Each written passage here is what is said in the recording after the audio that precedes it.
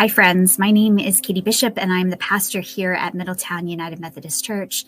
And I am so thankful for your desire to help serve in our children and youth ministries. The intention of this video is to help you understand the policies and procedures in place to keep children safe. In the United Methodist Church, that policy is called our Safe Sanctuary Policy. At the end of this video, we will ask you to fill out a form and return it to the office before you are able to serve and work with our children. Again, thank you for your time and for your service. It is a blessing.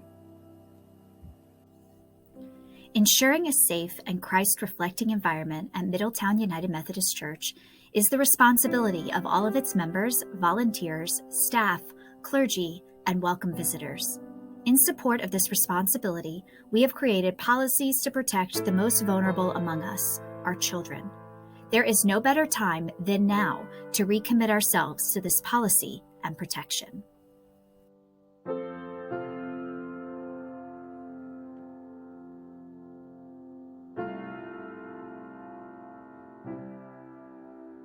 The 2-adult rule. Regardless of group size, there should be at least 2 adults present. During a time when many people are in the building, like Vacation Bible School, this may include 1 adult in a room and an assigned adult floater who moves in and out of multiple rooms and ministry activities.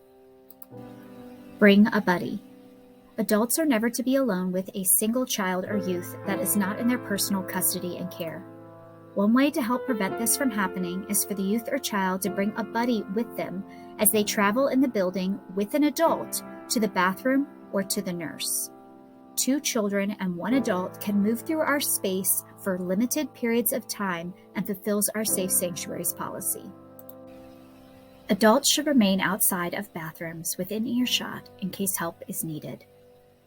Outside restroom doors should be propped open and children should use the stalls. Adults should use the adult-only bathrooms during ministry events. Public view is important. All ministry activities will take place in assigned locations in public view. Enclosed spaces such as classrooms shall have a glass panel in the door or an open door. Assigned locations and off-limit areas will be determined by the leadership for each event and communicated to all participants. Always supervised. No child or youth will be left unsupervised while participating in a ministry activity or event. It is expected that at least 1 adult will be first aid or CPR trained. At Vacation Bible School 2022, first aid CPR trained adults will wear a pink lanyard. These adults will provide medical intervention if necessary. Sign in, sign out. MUMC is responsible for each child and youth from the beginning of an event to the end of the event in the location that the event occurs. Good communication shall occur about sign-in procedures when they are used for events and age groups. Since leaders plan ministry activities to fill the time together, we prefer prior notice if a child needs to leave early. Written notice must be provided to the staff person in charge if children are to be released to persons other than their parents. MUMC is not responsible for children or youth not signed into an event. Every person under the age of 18 must be signed in and signed out of events at Middletown. Related volunteers. If adult volunteers are related, for example, married couples, and are serving together, there's a potential legal risk to them should either be accused of abuse or neglect because they might not be able to testify on each other's behalf. If the only adult volunteers available are related, their assignment must be approved by the Staff Parish Relations Committee, or the SPRC, and the pastor and the parents must be made aware.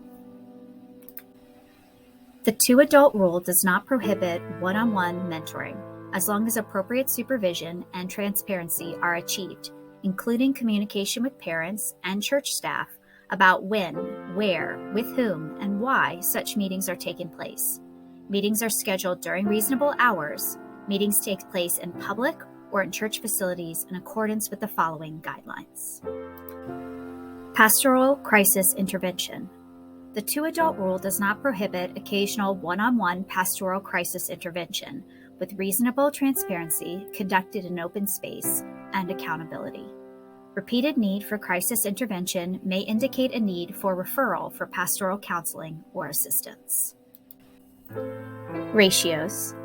Middletown United Methodist Church seeks to exceed the Maryland Child Care Law and rules minimum for teacher-to-child ratios and class size in every ministry.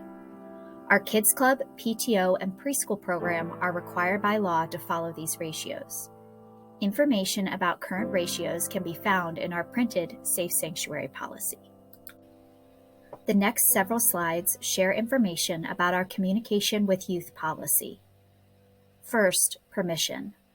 Parents or legal guardians should always be informed of the ways the staff and volunteers of the church may be contacting their children by phone, email, text message, instant message, and social media.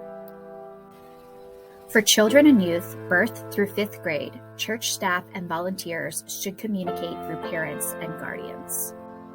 For youth in 6th to 8th grades, only those whose parents or legal guardians have given written permission for their children to receive phone, text, Facebook, or internet communication from a staff member or volunteer may be contacted directly by a staff member or volunteer. It is the responsibility of the staff member to attain such permission. Communication with middle school students should strive to be in a form that copies their parents and guardians. For youth members in grades 9 through 12, staff and volunteers will assume permission to communicate via text, call, email, or church-sanctioned communication channels unless parents or legal guardians expressly forbid such contact between staff and youth by contacting the church office. This communication should be simple and quick for sharing events information. Online platforms with youth in grades 9 through 12. Staff and volunteers should not request follow or friend anyone under 18 via social media platforms unless they are related to that child or youth. If the child or youth requests to follow or friend, it is up to the requested adult's best discretion after the parents or legal guardians have been consulted. Staff and volunteers should not be connected on any private platform or app or one that has images or text that are fleeting or disappears. This both protects the youth and the adults. Staff and volunteers can connect with youth in public platforms only. Use of a private message type function can only be used by a youth to ask an adult if they have time to talk. The adult must then arrange for an accepted way to connect with youth, for example, in a public location, with another adult, and during reasonable hours as described. All texting, email, online conversations with minors should be saved and available to show at any time when asked by the SPRC team, ministry leader, or senior pastor. It is important to know that appropriate hours for normal communication with youth are between 7 a.m. and 10 p.m. Staff and volunteers should not be communicating with youth in evening or overnight hours unless there's an emergency. If the youth is reaching out to the adult to talk about something that can wait, the adult should arrange a time to meet during reasonable hours and in a public place. They can follow the one-on-one mentoring supervision protocol. If the youth isn't experiencing an emotional, physical, or psychological emergency, the staff member or volunteer should bring in another person to the conversation who is either on the pastoral team or another Safe Sanctuary trained individual. If the youth is reluctant, explain why this is the best way that you can support them. You might ask their thoughts on which adults they might want to invite in. Do not promise to keep anything confidential in a situation where there is a threat of a young person doing harm to themselves or to others. Church use of images. MUMC will use images in print or electronic form from activities and events without identifying names for anyone under the age of 18. Images should be approved by the church staff before they are shared. To restrict what might be shared, parents and guardians should contact the church office. Image content should never be sexually suggestive, explicit, or otherwise inappropriate to the age of the child or youth or to the practice of ministry. For information about the creation of and our policy regarding church social media accounts, please read the printed copy of our Safe Sanctuaries policy. Inappropriate communication from youth. Any staff member or volunteer receiving inappropriate or questionable communication from a minor in person or otherwise, should not respond without consulting one of the ministry staff and determining a plan of response, which may involve contacting parents, police, or children's services. Transportation. The next few slides highlight some of our important policies around transportation, but the full transportation policy can be found in the printed copy of our Safe Sanctuaries policy. Students must have written permission to sign themselves and their siblings out of an event. Students must also have written permission to drive themselves and/or their siblings home. Only adults listed on the youth's emergency form can sign out a youth. Parents can update this list at any time by putting it in writing to the youth director, who will add it and date it on the form. For Vacation Bible School 2022, parents filled out acceptable adults who can sign in and sign out their young person when they registered. If parents would like to add additional adults to this policy, they can do so by emailing the church office. Ministry events involving transportation shall require a written consent form signed by the parent and guardian of the child, youth, or adult. Adults who provide transportation for an official youth event shall sign a covenant for driving. Adults transporting minors must be 25 years old, have been driving for at least a year, have a clean driving record, which should be checked and returned to the church before driving. Adults should have emergency information for youth with them in their vehicle. Adults who drive should not be alone in their car with a youth who is not in their personal custody and care. In an unexpected case where an adult finds himself alone with youth, they should seek to, quote-unquote, bring another adult into the vehicle.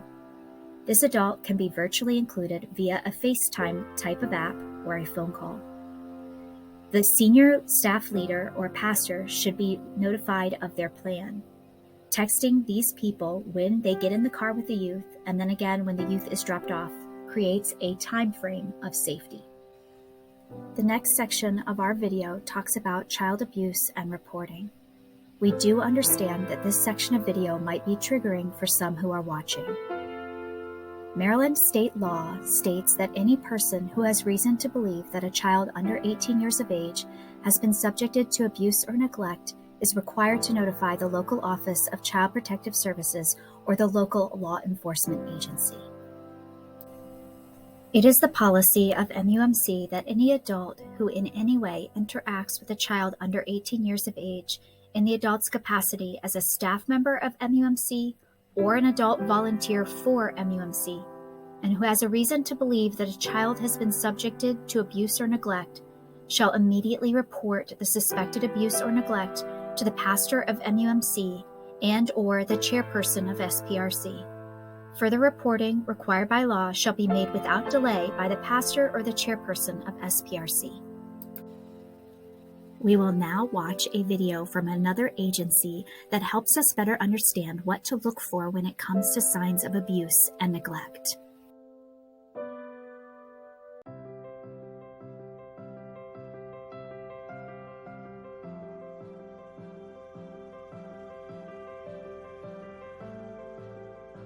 In this video, we'll define the types of abuse, including physical, sexual, and emotional, and discuss how to recognize their signs. It is important to keep in mind that a single indicator is not always proof of abuse. Be on the lookout for patterns or suggestions that there might be a problem. Physical abuse is the use of physical force that may result in bodily injury, physical pain, or impairment. It includes hitting, beating, pushing, shaking, kicking, slapping, pinching, choking, pulling hair, and burning. The definition also includes inappropriate use of drugs or physical restraints, as well as force feeding, reckless driving, and physical punishment. What are the signs of physical abuse? An obvious sign is if the individual makes a specific complaint about mistreatment. Other signs to watch out for include unexplained or poorly explained injuries, such as fractures, sprains, dislocations, internal injuries, or bleeding. Pay attention to bruises, bites, cuts, sores, burns, scars, or head trauma. Another sign of physical abuse can be a sudden change in the victim's behavior, such as aggression, withdrawal, regression, substance abuse, depression, attempts to escape, wariness of physical contact, or fear of certain places. Signs of physical abuse also include sudden loss of weight, teeth, or hair.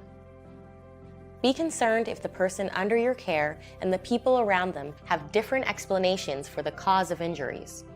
Another red flag may be if he or she seems afraid of or wants to avoid a particular person.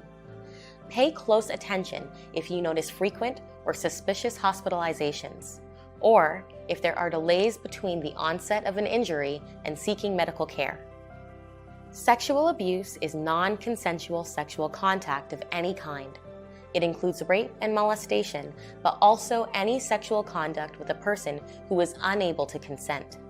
Both women and men may be victims of sexual abuse, and children and people who have physical or cognitive disabilities are particularly vulnerable. So are people who lack social support or are isolated. What are the signs of sexual abuse? One clear sign is if someone specifically communicates that they have been sexually abused. Other signs include reports of genital or anal pain, irritation or bleeding, and difficulty walking or sitting. Watch out for torn, stained, or bloody underclothes or sexually transmitted diseases.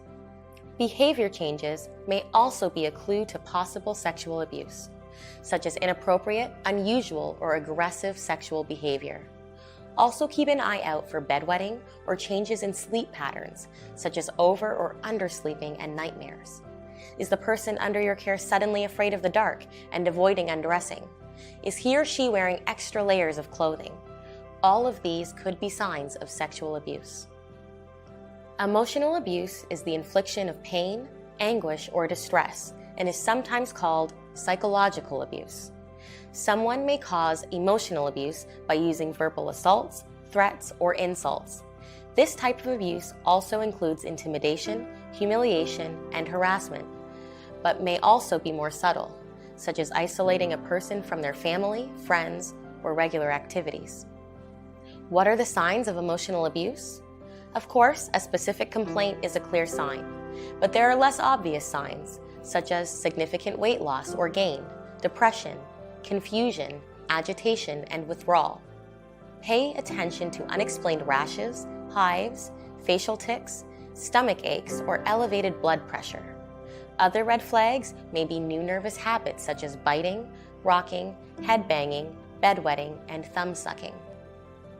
Anyone can be a perpetrator of abuse.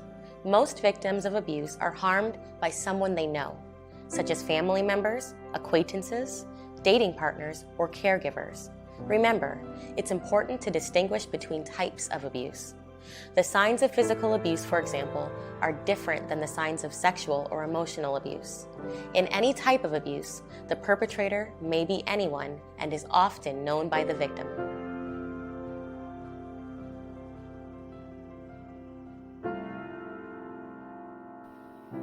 As a mandated reporter, we must report any suspicion of abuse. When a staff member or volunteer has reason to believe that a child has suffered abuse or neglect, whether the abuse has been suspected to occur at the church or at home, they must respond. Time and proper communication are essential. Many of the steps for reporting happen concurrently. For a full copy of the steps for reporting abuse, please look in our printed copy of our Safe Sanctuaries policy. Matthew 18:5 reads, "Whoever welcomes a child welcomes me." The social principles of the United Methodist Church, by which our congregation is influenced, states that children must be protected from economic, physical, and sexual exploitation and abuse. Our Safe Sanctuaries policy and training is one effort to do that. Physical, emotional, and sexual abuse is completely unacceptable. These abuses are breaches of our most fundamental belief to love one another as God has loved us. The policies that are shared in this video and found in the printed Safe Sanctuaries form meet the current state standards and those passed by the Baltimore-Washington Conference of the United Methodist Church, aimed at eliminating any potential for child sexual abuse within the church. Thank you for taking the time to watch this video and for caring for the children entrusted into our care. Blessings to you and the ministry in which you participate in at Middletown.